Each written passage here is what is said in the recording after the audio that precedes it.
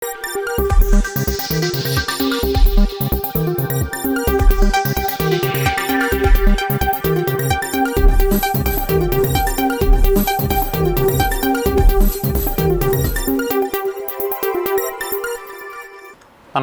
ഇളയോര വിശേഷങ്ങളിലേക്ക് സ്വാഗതം.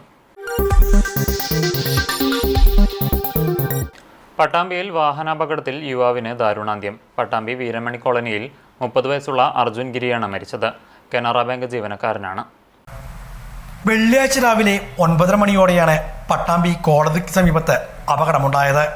ബൈക്ക് യാത്രക്കാരനായ പട്ടാമ്പി വീരമണി കോളനിയിലെ ശ്രീഗിരി വീട്ടിൽ അർജുൻ ഗിരിയാണ് മരിച്ചത്. 30 വയസ്സുണ്ട്. കനറ ബാങ്ക് ജീവനക്കാരനാണ്. പട്ടാമ്പി ടൗൺ ഭാഗത്തു നിന്നും മേലെ പട്ടാമ്പിയിലേക്ക് ബൈക്കിൽ സഞ്ചരിക്കുകയായിരുന്നു അർജുൻ ഗിരി. മുന്നിൽ പോകുകയായിരുന്ന ഗുഡ്സ് ഓട്ടോയെ മറികടക്കാൻ ശ്രമിക്കുന്നതിനിടെ ബൈക്ക് മറിയുകയും പിറകിൽ വന്ന ഗുഡ്സ് വാഹനത്തിന്റെ ചക്രങ്ങൾ റോഡിലേക്ക് വീണ അർജുൻ ഗിരിയുടെ ദേഹത്തൂടെ കയറിയിറങ്ങുകയുമായിരുന്നു. ഉടൻ തന്നെ ഓടിക്കൂടിയവർ അർജുൻ ഗിരിയെ പട്ടാമ്പിയിലെ സ്വകാര്യ ആശുപത്രിയിൽ എത്തിച്ചെങ്കിലും മരണം സംഭവിച്ചു. പട്ടാമ്പി പോലീസും സ്ഥലത്തെത്തി മേൽ നടപടികൾ സ്വീകരിച്ചു. ആറങ്ങോട്ടുകരയിലെ ബാറിൽ അടിപിടിയുണ്ടാക്കിയ കേസിൽ പ്രതിയെ ചാലിശ്ശേരി പോലീസ് അറസ്റ്റ് ചെയ്തു. മാട്ടായ സ്വദേശി സിദ്ദീഖാണ് അറസ്റ്റിലായത്. പ്രതി മുൻപും ബാറിൽ അടിപിടിയുണ്ടാക്കി ജയിൽ ശിക്ഷ അനുഭവിച്ചിട്ടുള്ളതായി പോലീസ് പറഞ്ഞു. രാത്രി സമയത്ത് ബാറിലെത്തിയ പ്രതി സംഘർഷമുണ്ടാക്കുകയും തടയാൻ ശ്രമിച്ച ജീവനക്കാരെ ഹെൽമറ്റ് കൊണ്ടും മറ്റും ആക്രമിക്കുകയായിരുന്നു. തുടർന്ന് ഒളിവിൽ പോയ പ്രതിയെ കഴിഞ്ഞ ദിവസം പോലീസ് പിടികൂടുകയായിരുന്നു.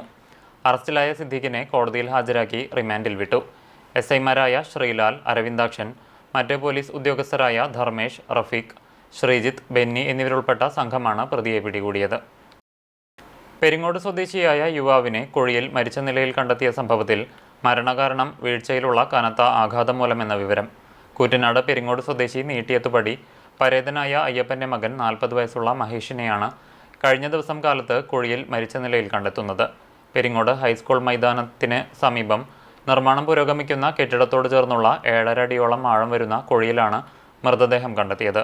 വീഴ്ചയിലുള്ള കനത്ത ആഘാതവും വാരിയലുകൾ തകർന്ന് ആന്തരിക അവയവങ്ങൾക്ക് പരിക്കേറ്റതുമാണ് മരണകാരണമെന്നാണ് പോലീസ് നൽകുന്ന വിവരം.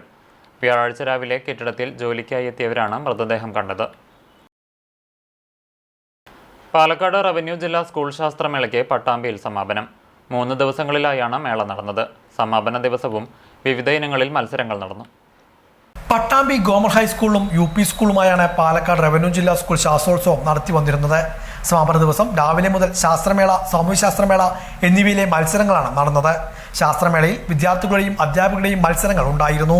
സാമൂഹ്യശാസ്ത്രമേളയിൽ വർക്ക് മോഡൽ, ടീച്ചിങ് എയ്ഡ് മത്സരങ്ങളും നടന്നു. ജില്ലയിലെ വിവിധ വിദ്യാലയങ്ങളിൽ നിന്നുമായി 4000-ഓളം ശാസ്ത്രപ്രതിഭകളാണ് മേളയിൽ പങ്കെടുത്തത്. ഭാവിയിലെ ശാസ്ത്രജ്ഞന്മാരുടെയും സാങ്കേതിക വിദഗ്ധരുടെയും കരകൗശല വിദഗ്ധരുടെയും സംഗമം കൂടിയായിരുന്നു മേള.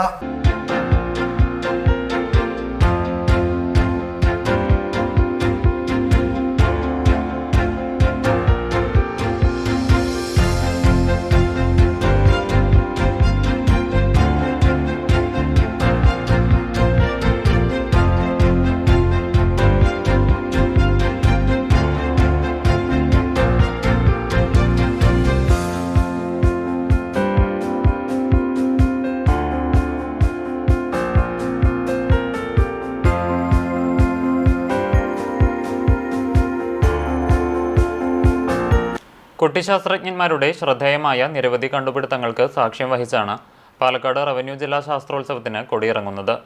AI ടീച്ചറെ വരെ ശാസ്ത്രമേളയിൽ കുട്ടികൾ അവതരിപ്പിച്ചു. ബിരുദവും ബിരുദാനന്തര ബിരുദങ്ങളൊന്നും ആവശ്യമില്ല. കുട്ടികളെ പഠിപ്പിക്കാൻ AI ടീച്ചർമാർ റെഡിയാണ്. ജില്ലാ ശാസ്ത്രോത്സവത്തിൽ കുട്ടിശാസ്ത്രജ്ഞന്മാരുടെ കണ്ടുപിടുത്തങ്ങൾ ഈ വിധത്തിൽ നീളുകയാണ്. പാലക്കാട് ഭാരത് മാതാ ഹയർ സെക്കൻഡറി സ്കൂളിലെ ആദികേശാണ് ശാസ്ത്രമേളയിൽ റോബോട്ടിക് AI ടീച്ചറെ അവതരിപ്പിച്ചത്. എക്സിമ 2 എന്ന് പേരിട്ട റോബോട്ടിന് ചോദ്യങ്ങൾക്ക് ഉത്തരം പറയുവാനും സംസാരിക്കുവാനും കഴിയും. ഇതാണ് എക്സിമ V2. ഇതൊരു AI ടീച്ചറാണ്. ഒരു ടീച്ചറുടെ ഫീച്ചേഴ്സിനേക്കാൾ കൂടുതൽ കാര്യങ്ങൾ ഇതിനറിയാം. നമ്മൾ ഈ ലോകത്തുള്ള എന്ത് ചോദ്യം ചോദിച്ചാലും, ഏത് ബ്രാഞ്ചിൽ നിന്നായാലും, ഫിസിക്സ് ആയാലും കെമിസ്ട്രി ആയാലും മാത്സ് ആയാലും ഏത് ബ്രാഞ്ചിൽ നിന്ന് ചോദ്യം ചോദിച്ചാലും ഇത് ഉത്തരം പറയും. അതുപോലെ തന്നെ പാട്ട് പാടാൻ പറഞ്ഞാൽ പാട്ട് പാടും, കഥ പറയാൻ പറഞ്ഞാൽ കഥ പറയും.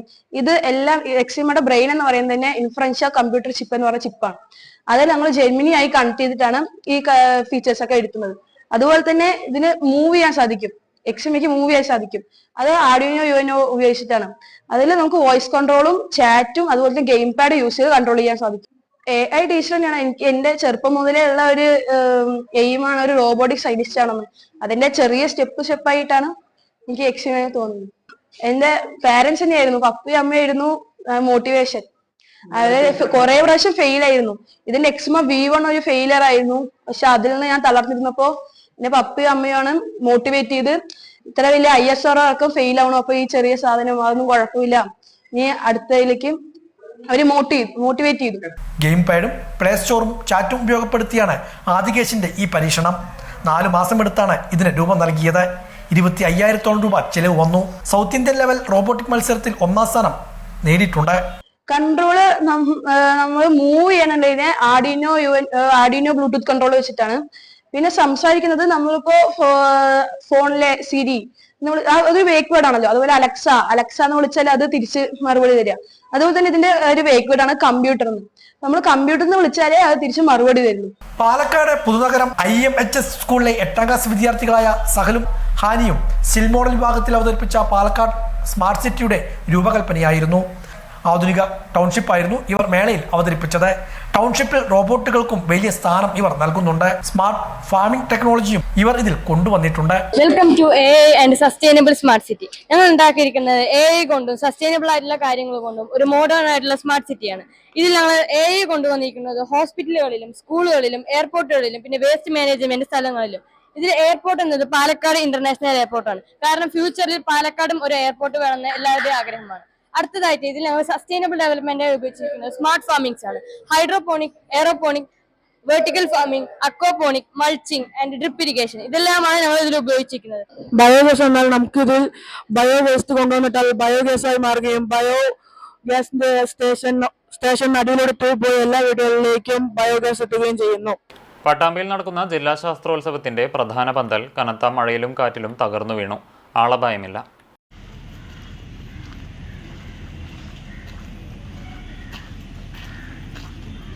പട്ടാമ്പിയിൽ നടക്കുന്ന പാലക്കാട് റവന്യൂ ജില്ലാ ശാസ്ത്രോത്സവത്തിന്റെ പ്രധാന വേദി തകർന്നു വീണു. കനത്ത മഴയിലും കാറ്റിലുമായിരുന്നു വേദി തകർന്നു വീണത്. ആളപായമുണ്ടായിരുന്നില്ല. വേദിയിൽ നടന്നുകൊണ്ടിരുന്ന ശാസ്ത്രനാടകം അവസാനിച്ച് വിദ്യാർത്ഥികളും അധ്യാപകരും മടങ്ങിയ വേളയിലായിരുന്നു അപകടമുണ്ടായത്. അതുകൊണ്ട് തന്നെ ആളപായമൊന്നും ഉണ്ടായില്ല. വൈകിട്ട് 4 മണിയോടെയായിരുന്നു സംഭവം. ശക്തമായ കാറ്റും മഴയുമാണ് ഈ സമയം ഇവിടെ ഉണ്ടായത്. കാറ്റിൽ വേദിയുടെ മേൽക്കൂരയും കാലുകളും തകർന്നു വീഴുകയായിരുന്നു. ശാസ്ത്രോത്സവത്തിന്റെ സമാപന സമ്മേളനം നടക്കേണ്ട വേദി കൂടിയാണ് തകർന്നു വീണത്.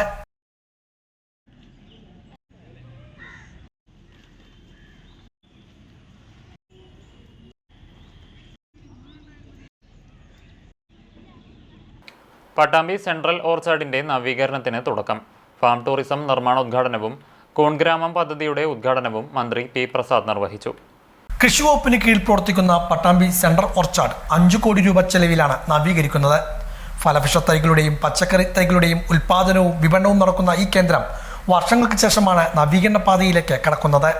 60കളിൽ സ്ഥാപിതമായി വിധങ്ങളായ കാരണങ്ങളാൽ അവഗണന നേരിട്ട സെൻട്രൽ ഓർച്ചാർഡിനെ പഴയ പ്രശസ്തിയിലേക്കും പ്രതാപത്തിലേക്കും ഉയർത്തുക എന്ന ലക്ഷ്യത്തോടു കൂടിയാണ് മെച്ചപ്പെട്ട സൗകര്യങ്ങൾ ഒരുക്കിക്കൊണ്ടുള്ള നവീകരണ പ്രവൃത്തികൾ നടപ്പാക്കുന്നത്. കൃഷിമന്ത്രി P. പ്രസാദ് നവീകരണ പ്രവൃത്തികളുടെ ഔപചാരികമായ ഉദ്ഘാടനം നിർവഹിച്ചു. ഫാം ടൂറിസവും ഇവിടെ ലക്ഷ്യമിടുന്നുണ്ട്. ഇതിന്റെ നിർമ്മാണോദ്ഘാടനവും അദ്ദേഹം നിർവഹിച്ചു. സെൻട്രൽ ഓർച്ചാർഡിന്റെ ഉദ്ദേശ ലക്ഷ്യം നിറവേറ്റാൻ വകുപ്പിനും ജീവനക്കാർക്കും കഴിയണമെന്ന് ഉദ്ഘാടന പ്രസംഗത്തിൽ മന്ത്രി സൂചിപ്പിച്ചു. ഓർച്ചാർഡ് എന്തിനു വേണ്ടിയാണോ ഉപയോഗിക്കുന്നത് ആ കാര്യങ്ങൾ അതിൻ്റെ നേട്ടങ്ങൾ അവിടെ ഉണ്ടാവുകയും അത് ഉറപ്പാക്കുക എന്നുള്ളത് വകുപ്പിൽ അവിടെ നിയോഗിച്ചിരിക്കുന്ന ജീവനക്കാരുടെ കടമയും ലക്ഷ്യവും ആ തരത്തിലുണ്ട് എന്നുകൂടി ഞാൻ ഓർമ്മിക്കുന്നു.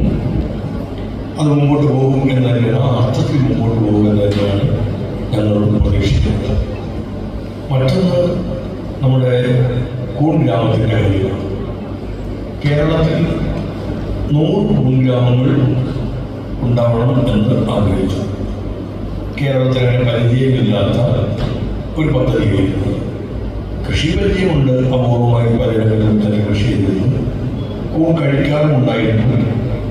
നമ്മളിപ്പോൾ സ്വാഭാവികമായി പറമ്പിലും മറ്റും ചില മഴക്കാലത്തും ഇടിയുമൊക്കെ ഉണ്ടാകുന്ന അവസരത്തിലെല്ലാം സ്വയമേവ വളർന്നു ഉയർന്നു വരുന്ന കൂണുകൾ പറിച്ചെടുത്ത് പഴയ തലമുറക്കാർ നല്ലവണ്ണം നോക്കി അതിനകത്ത് വിഷമില്ലാത്തതാണെങ്കിൽ എന്ന് ഉറപ്പുവരുത്തുന്ന കൂണുകൾ നല്ല ഭക്ഷണമായി നമ്മുടെയൊക്കെ വീട്ടിൽ ഉണ്ടാക്കി നമ്മൾ കഴിച്ചിട്ടുണ്ടാകും. പട്ടാമ്പി മണ്ഡലത്തിൽ നടപ്പാക്കുന്ന കൂൺഗ്രാമം പദ്ധതിയുടെ ഉദ്ഘാടനവും മന്ത്രി നിർവഹിച്ചു. വലിയ വരുമാനമുണ്ടാക്കാവുന്ന മേഖലയാണ് കൂൺ കൃഷിയെന്നും കർഷകർക്ക് നേരിട്ട് പരിശീലനം നൽകിയുള്ള പദ്ധതികളാണ് നടപ്പാക്കാൻ ഉദ്ദേശിക്കുന്നതെന്നും മന്ത്രി സൂചിപ്പിച്ചു. ഉത്തരവിറങ്ങണമെങ്കിൽ സർക്കാർ ഉത്തരവ് എന്ന് പറഞ്ഞാൽ ജിയോ നമ്മൾ പറയാം, അത് സെക്രട്ടേറിയറ്റിൽ നിന്നാണ്. ഞങ്ങൾ ജിയോ കൃഷിയിടത്തിൽ നിന്നാണ്. അപ്പൊ കർഷകർ ഒരു കാര്യം ഉന്നയിച്ചാൽ അത് 3 ദിവസത്തെ പരിപാടിയാണ് ഈ കൃഷി ദിവസം. ഈ 3 ദിവസത്തിനുള്ളിൽ സമാപനമാകുമ്പോഴേക്കും അതിന്റെ ഉത്തരവിറക്കാൻ പറ്റണമെന്നാണ്. സാധ്യമാവാത്ത കാര്യങ്ങളുണ്ടാവാം, അത് പിന്നീട് പുറകാലെ മതിയെന്ന് വിചാരിക്കും. അപ്പൊ അങ്ങനെ ഒരു പദ്ധതിയുടെ ഭാഗമായി പോകുമ്പോഴാണ് കണ്ണൂരിൽ വെച്ച് മുഹമ്മദ് മോസിൻ MLA ചടങ്ങിൽ അധ്യക്ഷനായിരുന്നു. പട്ടാമ്പി നഗരസഭാ ചെയർപേഴ്സൺ ഒ ലക്ഷ്മിക്കുട്ടി, ഗ്രാമപഞ്ചായത്ത് പ്രസിഡന്റുമാരായ Rathi Gopalakrishnan, A Anandavalli, MK Baby Girija, V Ramani, മറ്റു ജനപ്രതിനിധികൾ, ഉദ്യോഗസ്ഥർ തുടങ്ങിയവരും പങ്കെടുത്തു. കൂറ്റനാട് പിലാക്കാട്ടിരിയിൽ നിന്നും ഭീമൻ മലമ്പാമ്പിനെ പിടികൂടി. പിലാക്കാട്ടിരി സാംസ്കാരിക നിലയത്തിന് സമീപത്തെ ഒഴിഞ്ഞ പറമ്പിൽ നിന്നും കഴിഞ്ഞ ദിവസം രാത്രി 8:45 മലമ്പാമ്പിനെ പിടികൂടുന്നത്. നാഗലശ്ശേരിയിലെ ബാങ്ക് ജീവനക്കാരനായ ഷൗക്കത്ത് പിലാക്കാട്ടിരിയാണ് യാത്രക്കിടെ മലമ്പാമ്പിനെ കാണുന്നത്. തുടർന്ന് പൊതുപ്രവർത്തകൻ Ravi Kunnath, forest rescue watcher Sudheesh Koottanad എന്നിവർ സ്ഥലത്തെത്തി പാമ്പിനെ പിടികൂടുകയായിരുന്നു.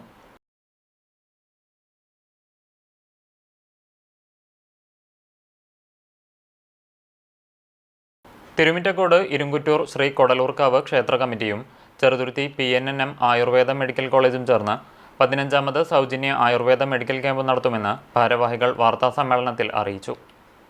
ഇരുമ്പകശ്ശേരി AUP സ്കൂളിൽ രാവിലെ 9-ന് തുടങ്ങുന്ന ക്യാമ്പ് ഉച്ചയ്ക്ക് സമാപിക്കും. കുട്ടികൾക്കും സ്ത്രീകൾക്കും പ്രത്യേക ചികിത്സാ സൗകര്യവും ഉണ്ടാകും. ഡോക്ടർമാർ നിർദ്ദേശിക്കുന്ന മരുന്നുകൾ സൗജന്യമായി നൽകും. രാവിലെ 8:30-ന് രജിസ്ട്രേഷൻ ആരംഭിക്കും. 12 മണിയോടെ രജിസ്ട്രേഷൻ പൂർത്തിയാകും. അന്വേഷണങ്ങൾക്ക് 9846404231 എന്ന നമ്പറിലോ 9846764716 എന്ന നമ്പറിലോ ബന്ധപ്പെടാം. ഇതിനു പുറമെ ഒക്ടോബർ 30-ന് വ്യാഴാഴ്ച രാവിലെ 7 മണിക്ക് നിയുക്ത ശബരിമല മേൽശാന്തി ചാലക്കുടി ഏറന്നൂർ മന പ്രസാദ് നമ്പൂതിരിക്ക് സ്വീകരണം നൽകുമെന്നും ഭാരവാഹികൾ അറിയിച്ചു. നിയുക്ത ശബരിമല മേൽശാന്തിക്ക് ഒക്ടോബർ 30 വ്യാഴാഴ്ച കാലത്ത് 7 മണിക്ക് ഒരു സ്വീകരണം ക്ഷേത്രത്തിൽ വെച്ച് നൽകുന്നുണ്ട്. നിയുക്ത ശബരിമല മേൽശാന്തി ചാലക്കുടി ഏറന്നൂർ മന പ്രസാദ് നമ്പൂതിരിക്കാണ് നമ്മൾ സ്വീകരണം കൊടുക്കുന്നത്. വളരെ അപൂർവമായി ലഭിക്കുന്ന ഈ സൗഭാഗ്യത്തിന് എല്ലാ ഭക്തജനങ്ങളെയും ഞങ്ങൾ സ്നേഹപൂർവ്വം ക്ഷണിക്കുകയാണ്. വാർത്താ സമ്മേളനത്തിൽ ക്ഷേത്ര trustee board chairman NP Saseendran, അംഗങ്ങളായ TP Mohanan, VV Venugopalan, TP Padmanabhan, ക്ഷേത്ര കമ്മിറ്റി ഭാരവാഹികളായ K Gopinathan, V Bharathan, P Sajith എന്നിവർ പങ്കെടുത്തു. സ്ഥലം മാറിപ്പോകുന്ന ചാലിശ്ശേരി പഞ്ചായത്ത് കൃഷി ഓഫീസർ സുദർശൻ രാമകൃഷ്ണനും കൃഷി അസിസ്റ്റന്റുമാരായ ലിംലി, രേഷ്മ എന്നിവർക്കും ഭരണകാലാവധി പൂർത്തീകരിക്കാൻ പോകുന്ന പഞ്ചായത്തിലെ 15 ജനപ്രതിനിധികൾക്കും യാത്രയയപ്പ് നൽകി. ചാലിശ്ശേരി കൃഷിഭവന് കീഴിലുള്ള പാടശേഖര സമിതികളുടെ കോർഡിനേഷൻ കമ്മിറ്റിയുടെ നേതൃത്വത്തിലാണ് ചടങ്ങ് നടത്തിയത്. പഞ്ചായത്ത് കമ്മ്യൂണിറ്റി ഹാളിൽ നടന്ന യാത്രയയപ്പ് ചടങ്ങ് KPCC നിർവാഹക സമിതി അംഗം CV ബാലചന്ദ്രൻ ഉദ്ഘാടനം ചെയ്തു. പാടശേഖര സമിതി കോർഡിനേഷൻ കമ്മിറ്റി പ്രസിഡന്റ് പൊന്നുണ്ണി മോഹനൻ അധ്യക്ഷത വഹിച്ചു. CPIM ഏരിയ കമ്മിറ്റി അംഗവും മുൻ പഞ്ചായത്ത് പ്രസിഡന്റുമായ TM കുഞ്ഞുകുട്ടൻ മുഖ്യപ്രഭാഷണം നടത്തി. Panchayat president Vijesh Kuttan, vice president Sahira Khader, standing committee ചെയർപേഴ്സണായ നിഷ അജിത് കുമാർ, ഹുസൈൻ പുളിയന്നാലിൽ, ആനി വിനു, പഞ്ചായത്ത് കോർഡിനേറ്റർ പ്രദീപ് ചെറുവാശ്ശേരി, വിവിധ രാഷ്ട്രീയ കക്ഷി നേതാക്കൾ, ബാങ്ക് പ്രതിനിധികൾ തുടങ്ങിയവർ സംസാരിച്ചു. തുടർന്ന് സ്ഥലം മാറിപ്പോകുന്ന കൃഷി ഓഫീസർ സുന്ദർ രാമകൃഷ്ണനും കൃഷി അസിസ്റ്റന്റ്മാരായ ലിംലി, രേഷ്മ എന്നിവർക്കും പഞ്ചായത്തിന്റെയും പാടശേഖര കോർഡിനേഷൻ കമ്മിറ്റിയുടെയും ഉപഹാരങ്ങൾ നൽകി. വിവിധ ക്ലബ്ബുകളും കൂറ്റനാട് ഫാം നെറ്റും ഉപഹാരങ്ങൾ നൽകി.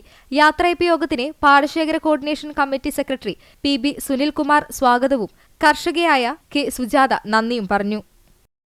ഇതോടെ നിളയോര വിശേഷങ്ങൾ സമാപിക്കുന്നു. നമസ്കാരം.